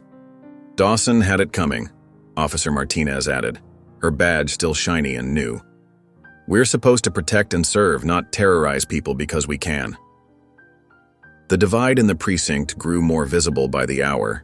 Veterans who had spent decades maintaining the status quo found themselves facing challenging questions from their younger colleagues. The old guard's uncomfortable shuffling and defensive postures spoke volumes about their complicity. In the detective's bullpen, Captain Reynolds burst out of his office, face flushed with anger. His tie hung loose around his neck, and a thin sheen of sweat glistened on his forehead. "This is ridiculous," he shouted, drawing all eyes to him. "Holloway's destroying everything we've built." Officer Charles Jenkins, who had been quietly organizing files at his desk, stood up slowly. His movement carried the weight of years of witnessed injustice, of countless reports filed and ignored, of watching good officers leave because they couldn't stomach the corruption. "No, Captain," Jenkins said, his voice steady and clear. "Dawson did that. Y'all just let him." The silence that followed was deafening. Reynolds' face darkened, but before he could respond, movement caught everyone's attention. Officer Williams, a 20-year veteran, was quietly emptying his desk drawer into a cardboard box. He wasn't alone. Several other officers, mostly white veterans who had served alongside Dawson, were doing the same. Their actions spoke louder than words. They knew what was coming. "Federal investigation," whispered Officer Martinez to her partner. "Word is they're looking into every complaint Dawson buried, every report Reynolds signed off on." The whispers spread through the precinct like wildfire. Those who had turned a blind eye to Dawson's behavior for years suddenly found themselves wondering if their silence would cost them their badges. But among the tension and fear, there was something else growing. The black officers shared knowing looks, small nods of acknowledgement. Latino officers stood a little straighter at their desks. Asian officers spoke up more in meetings. For the first time in years, they felt the possibility of real change. Officer Jenkins watched as another veteran cleared out his desk, then turned to his partner, Officer Washington. "Never thought I'd see the day," he said quietly. Washington, a black officer with 15 years on the force, smiled slightly. Change was always coming. Just needed someone willing to break the blue wall. Up in his office, Chief Marcus Holloway stood at his window, watching the scene unfold below. The precinct he'd inherited was splitting apart, but maybe that's what needed to happen, like setting a broken bone so it could heal properly. His phone buzzed in his pocket. Angela's name lit up the screen. "Did you do the right thing?" she asked without preamble. Holloway exhaled slowly, watching as Captain Reynolds stormed past another group of officers, his face still red with rage. He saw Jenkins stand a little taller, younger officers gathering around him with newfound confidence. He observed the quiet exodus of those who knew their time was up. "Yeah," he answered finally. "But now we see who the real enemies are." Through the glass walls of his office, he could see the clear division forming in his precinct. The old guard versus the new. Those who protected corruption versus those who fought for change. The battle lines weren't drawn by race alone, they were drawn by moral conviction. Reynolds caught his eye through the window, his glare full of promise and threat. Holloway met his gaze steadily, understanding that Dawson's arrest was just the beginning. The real fight, the one to change the system itself, was only just starting. The courthouse steps buzzed with activity as news vans lined the street, their satellite dishes reaching toward the morning sky. Reporters clutched microphones and notepads, forming a gauntlet that led to the building's heavy wooden doors. Camera flashes burst like lightning against the gray stone facade. Dawson emerged from a black SUV, his lawyer at his side. He wore a crisp navy suit that couldn't quite hide the tension in his shoulders. A few former officers flanked him, their faces set in grim lines. These weren't the proud, confident colleagues who once had his back. These were the bitter remnants of a dying old guard, clinging to their beliefs even as the ground shifted beneath their feet. "Officer Dawson." A young reporter thrust her microphone forward, nearly catching him in the chest. "Do you have anything to say to the Holloway family?" Another voice cut through the chaos. "Do you regret shooting an unarmed family's pet?" Dawson paused, turning to face the cameras. His lawyer tugged at his sleeve, trying to hurry him along, but Dawson planted his feet. A familiar smirk spread across his face, the same one he'd worn that day in Zuri's front yard. "I regret nothing," he declared, voice carrying across the crowd. "I did my job." The courthouse erupted in shouts. Some protesters behind the media line began chanting, "Justice for Kobe," while others waved thin blue line flags. Inside the courtroom, the atmosphere crackled with tension. Sunlight filtered through tall windows, casting long shadows across the polished floor. The gallery filled quickly. Activists, officers, reporters, and curious citizens all squeezed into the wooden benches. District Attorney Sarah Martinez rose for her opening statement, her red blazer bright against the courtroom's muted tones. "Ladies and gentlemen of the jury," she began, her voice clear and measured. "This case is about more than a single act of cruelty. It's about a pattern of behavior, a history of violence and discrimination hidden behind a badge." She walked slowly before the jury box, making eye contact with each member. "The evidence will show that Officer James Dawson didn't just murder an innocent family's beloved pet. He did so with a smile on his face, secure in the knowledge that the system would protect him, as it had done so many times before." Martinez gestured to a stack of files on her desk. "You'll see reports spanning years, complaints of excessive force against black families, falsified documents, and another dog shooting that was quietly buried. This wasn't an isolated incident. This was business as usual for Officer Dawson." Defense attorney Richard Klein stood next, straightening his tie. "What we're witnessing here is nothing more than a political witch hunt," he declared. "Officer Dawson is a decorated police officer with 20 years of service. He's being sacrificed on the altar of public opinion, thrown to the wolves by a department more interested in appeasing protesters than protecting its officers." Klein's voice rose with practiced indignation. "The prosecution wants to talk about patterns? Let's talk about the pattern of undermining law enforcement, of second-guessing split-second decisions made in the field. This case isn't about justice. It's about making an example of a good officer who dared to do his job." Social media exploded as clips from the opening statement spread online. Dawson is guilty trended alongside Back the Blue. Comment sections became battlegrounds as users argued over whether Dawson was a racist monster or a victim of cancel culture.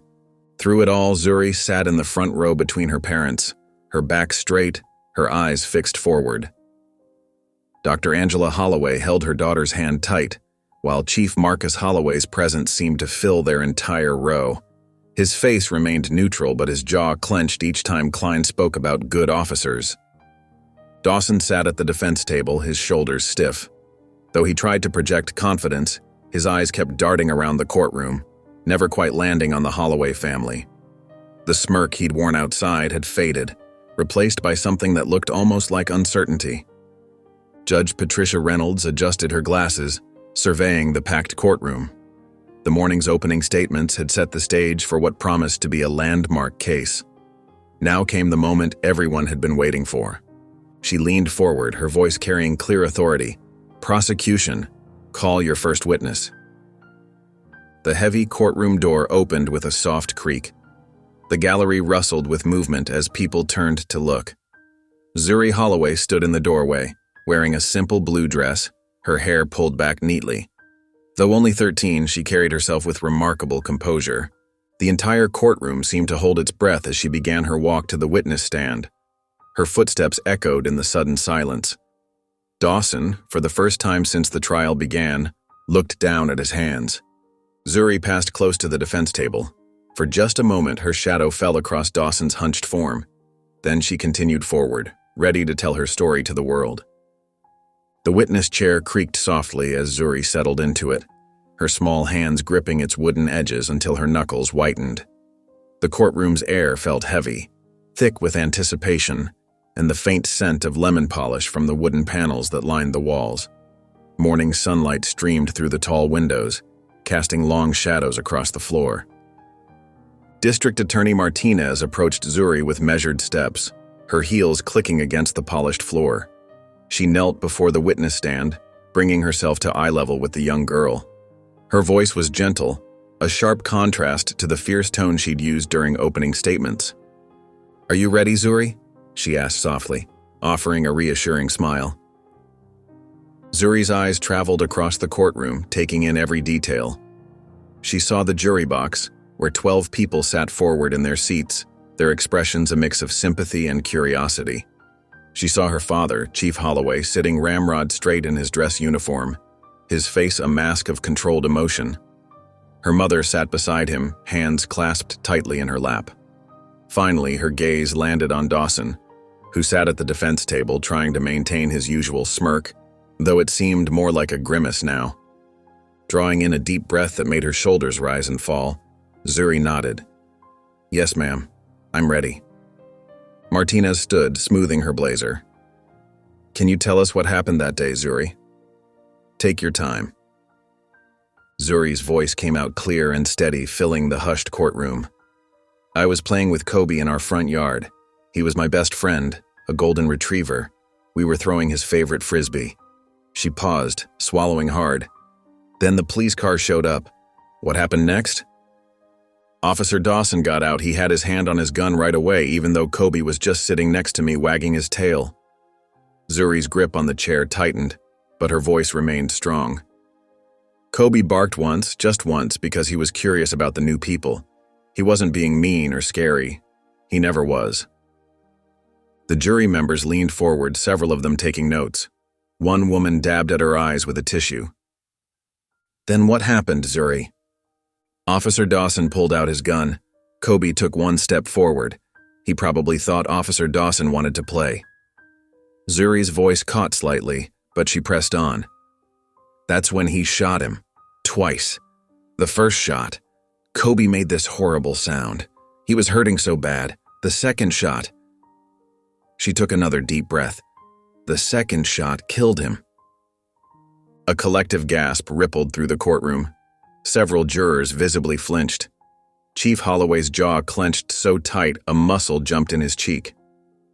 "Did Officer Dawson say anything to you?" Zuri's eyes hardened. "He laughed first, wrote something in his notepad like nothing happened. When I said he didn't have to do that, he leaned down close to me and said, 'Who's gonna believe you?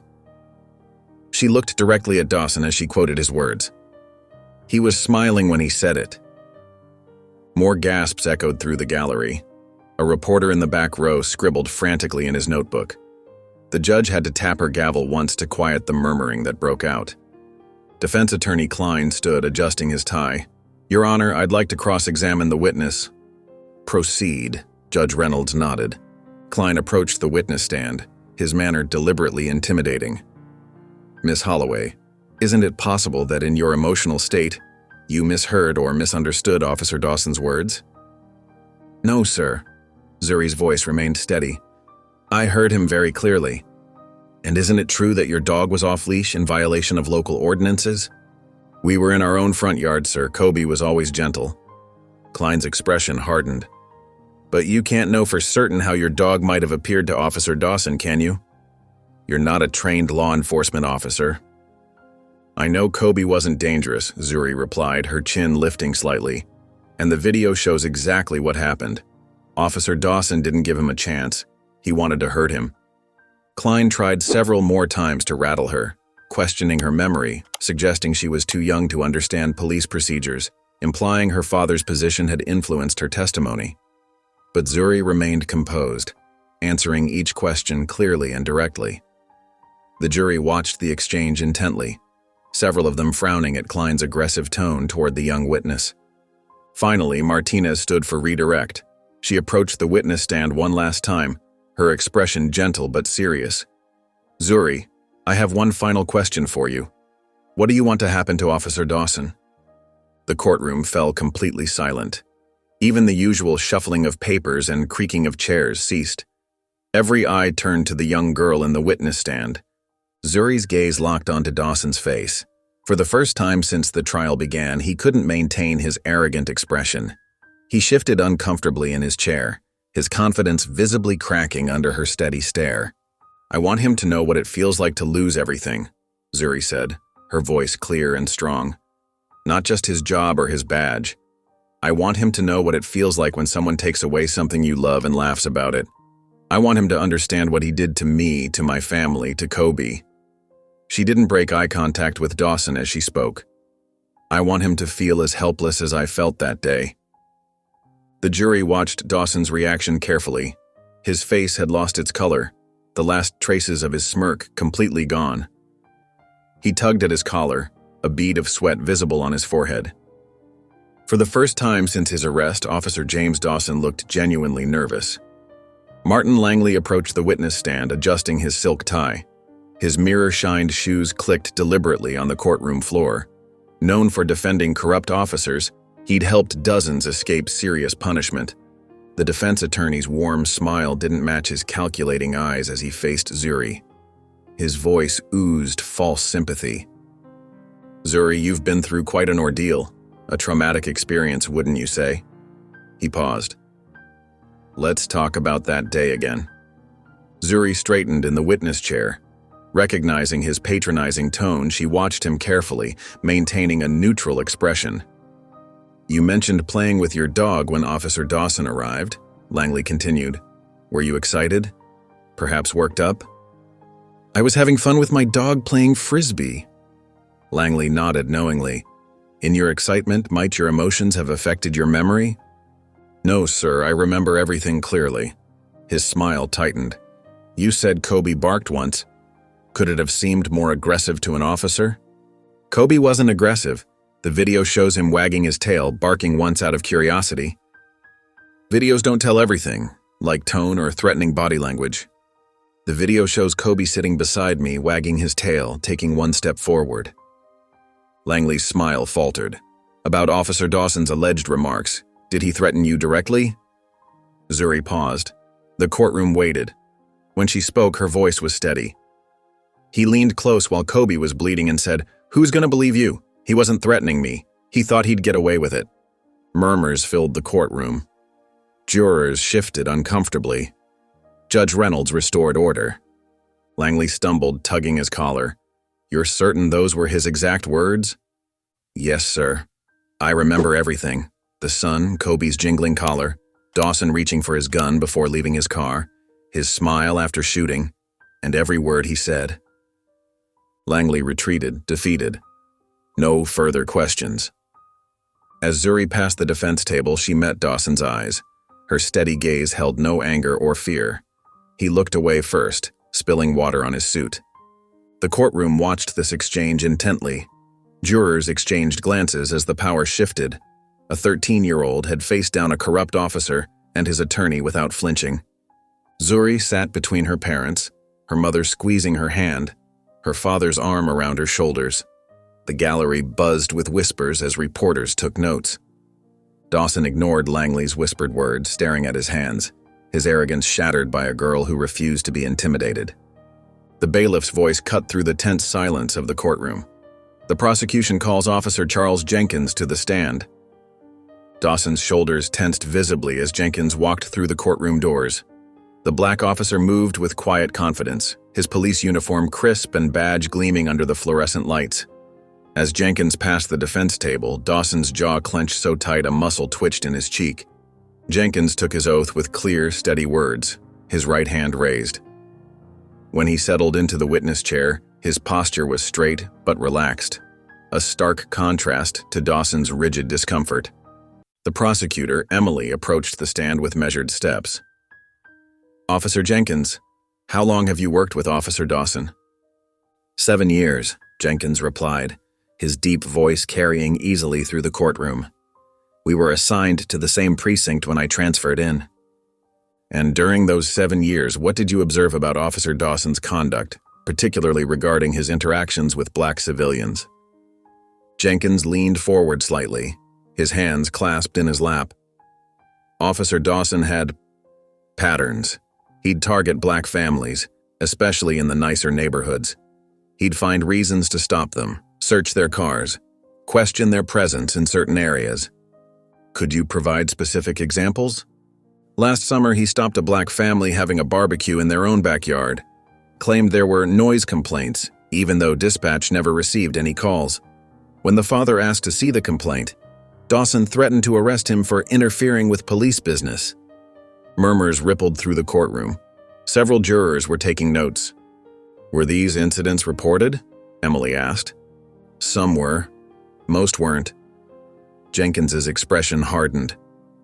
People learned quickly that complaints against Dawson disappeared. They'd be marked unfounded or resolved without investigation. And who was responsible for handling these complaints? Captain Reynolds. Jenkins's words landed like stones in still water. He'd bury them, every time. At the defense table, Dawson's lawyer shifted uncomfortably. Dawson himself stared straight ahead, his face reddening. Emily walked to her table and picked up a thick folder. "Your Honor, I'd like to enter into evidence Exhibit C, a collection of civilian complaints against Officer Dawson spanning the last 7 years." As she distributed copies to the jury, Jenkins continued, "Those are just the ones that were filed officially. Many people were too afraid to come forward." The courtroom doors opened quietly, and several more officers entered, taking seats in the gallery. Among them was Detective Olivia Carter from Internal Affairs, her expression grim but determined. "Officer Jenkins," Emily continued, "why are you coming forward now?" Jenkins straightened in his chair. "Because enough is enough. What happened to Zuri's dog? That wasn't an isolated incident. That was just the first time he got caught on camera." More officers nodded from the gallery. Emily noticed.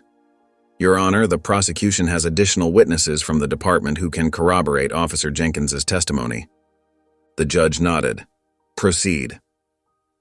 Over the next hour, a parade of officers, mostly black and Hispanic, took the stand. Each had a story about Dawson's misconduct. A Hispanic officer described how Dawson had planted evidence on a black teenager. Another spoke about Dawson bragging about keeping certain neighborhoods clean. When Detective Olivia Carter took the stand, the atmosphere in the courtroom shifted. As an internal affairs investigator, her testimony carried special weight. "Detective Carter," Emily began, "what was Internal Affairs' role in investigating complaints against Officer Dawson?" Carter's voice was steady but carried an edge of contained anger. "We tried to investigate, multiple times, but every time we got close to building a case, pressure would come down from above to drop it. Pressure from whom? Captain Reynolds, primarily. He had influence with the brass. He'd claim investigating Dawson would hurt department morale or undermine police authority in troubled neighborhoods. Carter's disgust was evident. We were effectively told to let it go. The jury watched intently as Carter detailed years of systematic cover-ups. Some took extensive notes, others simply stared at Dawson, their expressions hardening. When cross-examination began, Dawson's lawyer seemed subdued, his earlier confidence deflated. His questions were perfunctory, as if he knew he was fighting a losing battle. Jenkins was the last to testify. As he stepped down from the witness stand, he paused briefly near the defense table. His voice was low, meant only for Dawson, but in the quiet courtroom, his words carried. "You did this to yourself." Dawson's fists clenched under the table, his knuckles white with pressure. His face had lost its arrogant smirk, replaced by something closer to fear. For the first time since his arrest, the reality of his situation seemed to hit him. He might actually lose. The weight of years of testimony, the stack of buried complaints, the faces of his fellow officers turning against him, it all pressed down on him like a physical force. He watched Jenkins return to his seat, surrounded by other officers who had broken their silence. The thin blue line he had hidden behind for so long had crumbled, leaving him exposed. For the first time in his career, Dawson faced the possibility that his badge wouldn't protect him anymore. His hands trembled slightly as he reached for his water glass, but he couldn't bring himself to drink. The courtroom seemed to close in around him, and the certainty he'd carried throughout his career, that he was untouchable, finally began to crack. Prosecutor Denise Grant rose gracefully, her dark suit pristine as she faced the attentive jury. "Ladies and gentlemen," she began clearly, "this isn't just about a police officer shooting a dog. It's about abuse of power and authority gone unchecked." Dawson shifted uneasily behind her as she continued. "This case shows what happens when someone with a badge thinks they're above consequences." Grant walked the jury box, meeting each juror's eyes. "You've heard about years of misconduct, buried complaints, and systematic intimidation of black families." She turned to the screen. "Watch this footage one last time." The video played, showing Zuri with Kobe, Dawson's arrival, and the shooting. Several jurors flinched at the gunshots. "Notice his hand already on his weapon," Grant said. "No threat assessment, no de-escalation." She lifted Dawson's file. His report claimed Kobe was aggressive. The video proves that lie, one of many buried complaints. Gesturing to Zuri, seated between her parents, Grant softened her voice. This 13-year-old watched her best friend die needlessly, then heard the officer laugh. She refused to be silenced. Langley rose uneasily for the defense. "This is a witch hunt driven by social media outrage." "Objection," Grant interrupted. "Facts not in evidence, sustained." Langley stumbled through arguments about police dangers and split-second decisions, but the jury remained skeptical. The judge gave final instructions and tension mounted as the jury filed out. Zuri gripped her father's hand while Dawson sat pale-faced, watching his fate leave the room. The gavel fell. Court in recess pending deliberation. The tension in courtroom 4B was thick enough to cut with a knife. After 6 long hours of deliberation, the jury finally filed back into their seats. Their faces were unreadable, trained into careful neutrality after days of testimony and evidence. Dawson sat at the defense table, his previously confident demeanor now cracking. Sweat beaded on his forehead, and his fingers drummed restlessly against the wooden surface. His expensive suit, which had looked so crisp this morning, now seemed to hang heavy on his shoulders. Next to him, Langley straightened his tie, his usual smugness replaced by a tight-lipped concern. Across the aisle, Zuri sat between her parents, her back straight, her hands clasped tightly in her lap. Angela squeezed her daughter's shoulder while Marcus maintained his stoic expression, though his eyes never left Dawson. The gallery was packed. Officer Jenkins and several other cops who had testified against Dawson occupied one row. Behind them, community activists and supporters held their breath. News reporters gripped their notepads, pens poised. Judge Harrison adjusted his glasses and looked toward the jury box. "Madam Foreperson, has the jury reached a verdict?" A middle-aged woman with silver-streaked hair stood, holding a piece of paper that trembled slightly in her hands. "We have, Your Honor."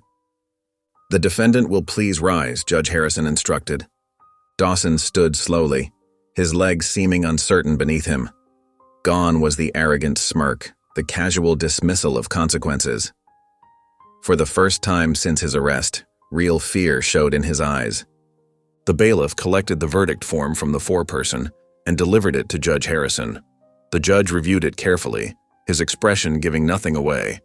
After what felt like an eternity, he handed it back to the bailiff, who returned it to the foreperson.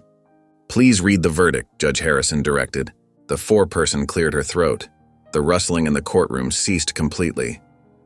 "In the matter of the state versus James Dawson, on the count of falsifying official police reports, we find the defendant—" She paused, her voice steady and clear. "Guilty." A low murmur rippled through the courtroom. Dawson's shoulders stiffened. "On the count of excessive force, we find the defendant guilty." The murmur grew louder. Angela pulled Zuri closer. "On the count of animal cruelty, we find the defendant guilty." Tears welled in Zuri's eyes, but she didn't let them fall. Marcus reached over and took her hand. The foreperson took a deep breath before reading the final charge. "And on the count of violating civil rights through abuse of power, we find the defendant guilty." The courtroom erupted. People jumped to their feet, some cheering, others crying. Officer Jenkins closed his eyes, nodding slowly. Several activists hugged each other, while reporters frantically scribbled in their notebooks. Dawson's face drained of color. His mouth hung open in shock as he stared at the jury. This wasn't supposed to happen. Cops didn't get convicted. Not for things like this. Not ever. Langley leaned over, whispering urgently in his ear, but Dawson couldn't process the words. The room seemed to spin around him, the voices blending into a distant roar. Judge Harrison's gavel cracked through the chaos. "Order! Order in the court!" The room gradually settled, though the energy remained electric. "Members of the jury, thank you for your service," the judge continued. "You are dismissed." He turned his attention to Dawson. "The defendant is remanded into custody pending sentencing. Bailiff, please take the defendant into custody." Two bailiffs approached with handcuffs. The metal clicked loudly in the quiet courtroom as they secured Dawson's wrists behind his back. His expensive suit jacket bunched awkwardly at the shoulders. As they began to lead him away, Dawson finally turned his head toward Zuri. Their eyes met across the courtroom. The girl who had once trembled before him now sat tall, her gaze steady and unflinching. She didn't smile. She didn't cry. She simply nodded once, a small gesture that carried the weight of justice finally served. Dawson's face twisted, but before he could speak, the bailiffs guided him toward the side door. His footsteps echoed against the marble floor, each step taking him further from the power he had abused for so long. The door closed behind him with a heavy thud, marking the end of an era of impunity. Officer Dawson entered the courtroom in shackles and an orange jumpsuit, his former authority diminished. His defense attorney, Martin Langley, stood beside him, his usual confidence gone. Zuri Holloway sat with her parents in the front row. The gallery behind them filled with journalists, activists, and police officers divided in their loyalties. Officer Jenkins and other testifying officers watched solemnly. Judge Harrison adjusted his glasses and announced the sentencing. He listed Dawson's convictions: falsifying reports, excessive force, animal cruelty, and civil rights violations. Langley pleaded for leniency, citing Dawson's 15 years of service. Prosecutor Grant opposed, emphasizing his abuse of power and impact on communities of color. Given a chance to speak, Dawson showed no remorse. He claimed he was being sacrificed for political correctness, drawing gasps from the courtroom. Judge Harrison delivered the maximum sentence: 5 years in prison, forfeited pension, and a permanent ban from law enforcement. The courtroom erupted in cheers while Dawson, finally showing fear, faced the reality of his fate. Outside the courthouse steps, a sea of reporters surged forward, microphones thrust toward Chief Marcus Holloway like hungry birds pecking for seeds. Camera flashes burst in rapid succession. creating a strobe-like effect in the late afternoon sun. The chief stood tall, his uniform crisp and perfect, every button gleaming. This was more than just another press conference. This was a turning point. "Chief Holloway," several voices called out at once. "With Dawson convicted, what's next for the department?" Marcus adjusted his tie, taking a moment to choose his words carefully.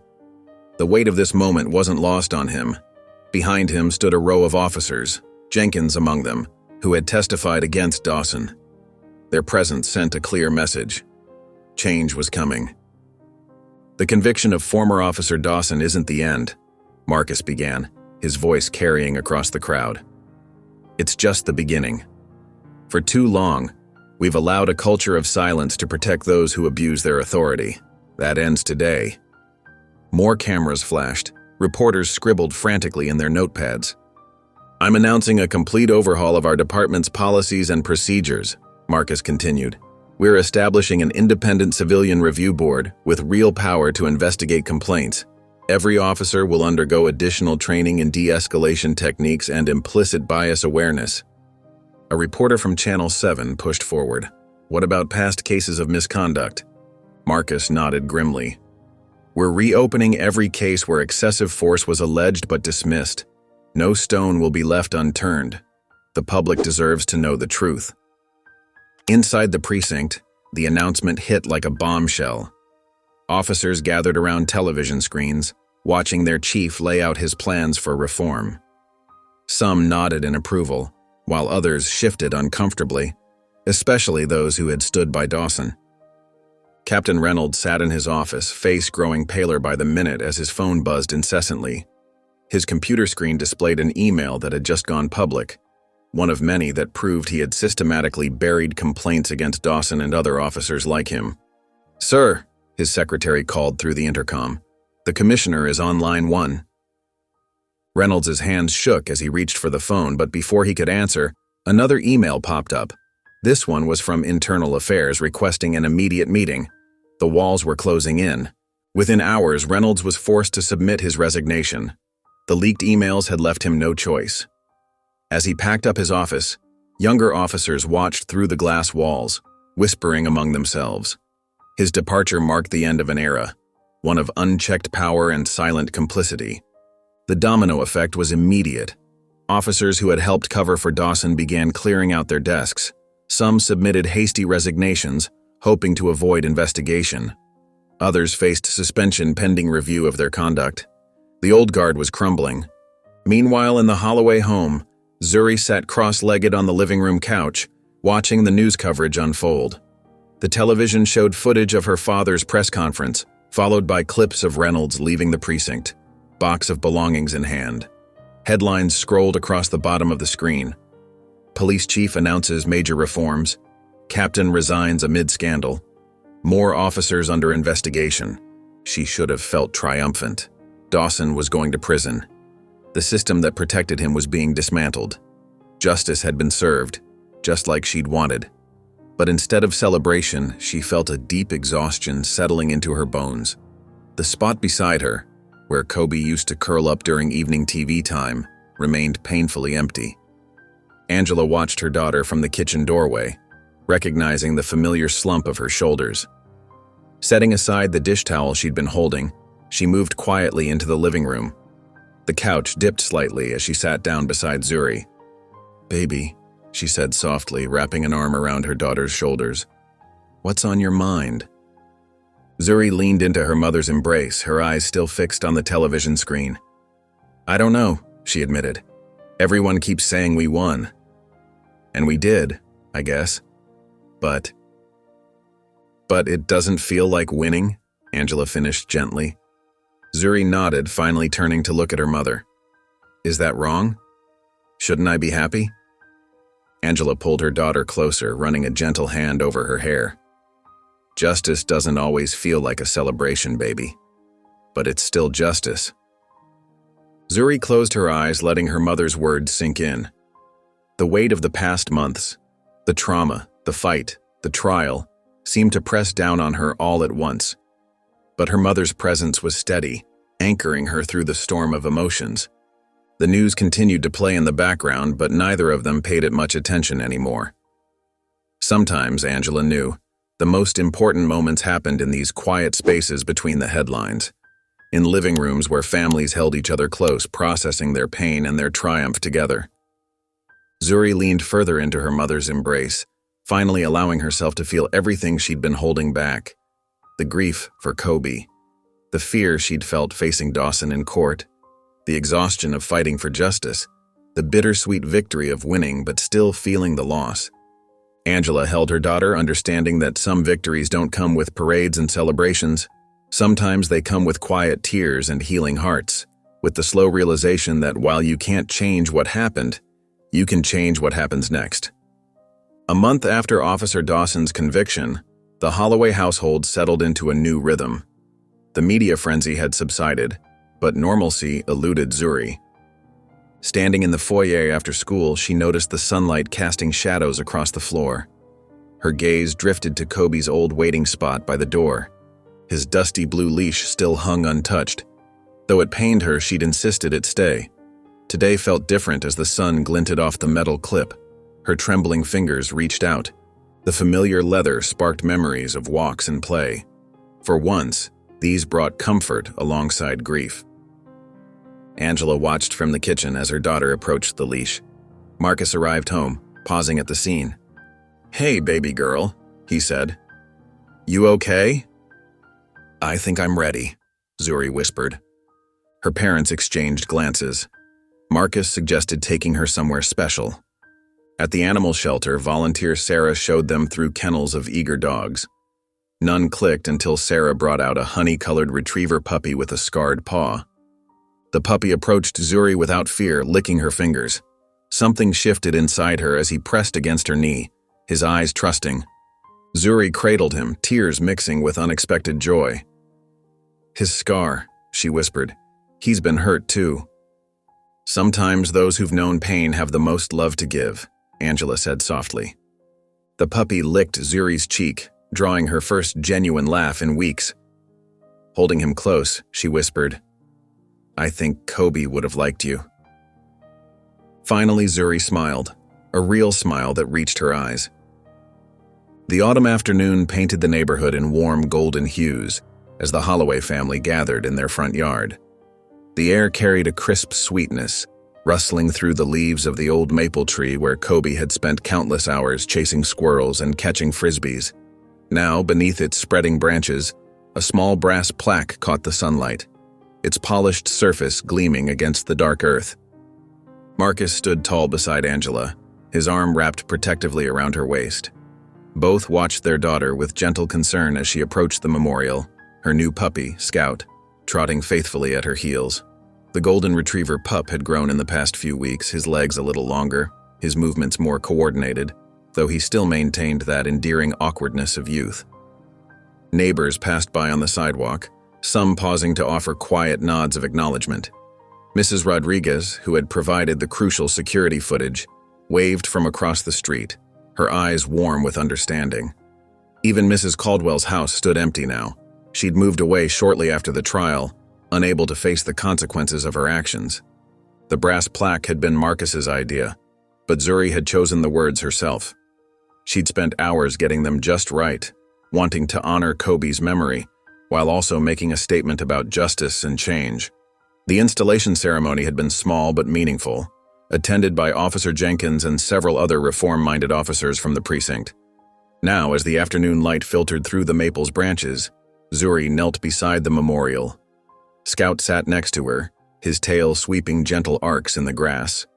The brass surface gleamed as Zuri's fingers traced each carefully engraved letter. "In memory of Kobe, a good boy who deserved better." The words were simple but powerful, just like Kobe had been. They spoke not just of loss, but of the need for change, of the importance of standing up against injustice. The plaque had become more than just a memorial. It was a reminder to everyone who passed by that even the smallest lives matter, that abuse of power should never go unchallenged. From her pocket, Zuri withdrew a fresh flower, a single yellow daisy, Kobe's favorite color. She'd often woven similar flowers into chains while he lounged beside her in the grass. Now, she placed it carefully beside the plaque, arranging it so it caught the light just so. Scout watched the process with curious eyes, his head tilted slightly. Though still young, he seemed to understand the solemnity of the moment, staying perfectly still beside Zuri. His presence was different from Kobe's, but no less comforting, a new kind of love that didn't replace the old one, but grew alongside its memory. A gentle breeze rustled through the maple's branches, carrying with it the sweet scent of autumn leaves. The wind lifted Zuri's hair, brushed against her cheek like a familiar touch.